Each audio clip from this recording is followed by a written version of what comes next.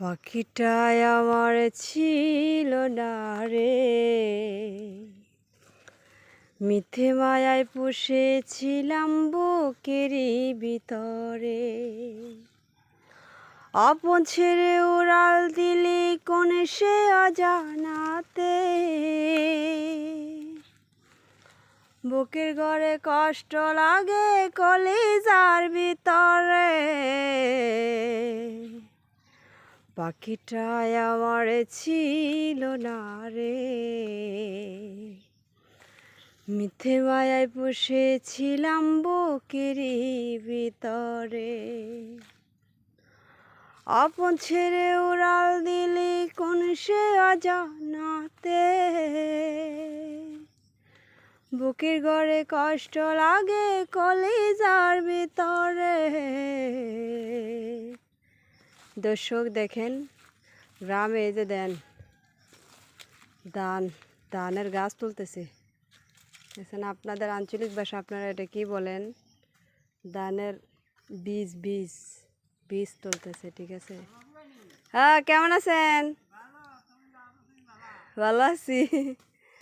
দেখছেন, গ্রামের মানুষগুলো অনেক পরিশ্রমী, ঠিক আছে? আরে ওইটা হলো আমার দাদা, এটা আমার ফুফা লাগে। এই যে দেখেন, ওরা কাজ করতেছে, অনেক সুন্দর।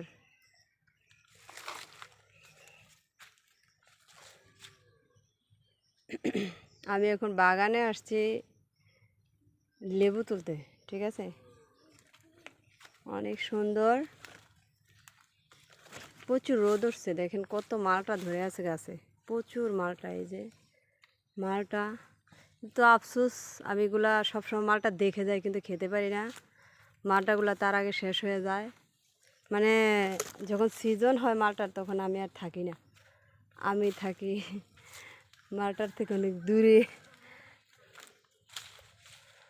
হলদিয়া পাখি সোনারি বরণ, পাখিটি ছাড়িল কে, পাখিটি ছাড়িল কে রে আমার, পাখিটি ছাড়িল কে। এই যে কলা দেখছেন, কি সুন্দর কলা। এই যে বাগানে সব ধরনের মানে ফল আছে মোটামুটি। আমি ওগুলো সংগ্রহ করতে আসছি, ঢাকা নিয়ে যাব। একটা অদ্ভুত একটা জিনিস দেখাই আপনাদের। আপনারা এই যে দেখেন, এখানে একটা গাছ, এই যে দেখেন, এই যে বাসাটা দেখছেন, এটা হচ্ছে মানে ভীমরুলের বাসা, মারাত্মক লেভেলের বাসা ভীমরুল। এত বড় বাসা, এর জন্য আমরা বাগানে আসিও না, ভয় পাই, ঠিক আছে? এই যে গাছ থেকে লেবু সংগ্রহ করব, ভয় পাইতেছি যে আবার কামড় দেয়। লেবুগুলা কাটা, কীভাবে যে নিয়ে আসি। ওরে,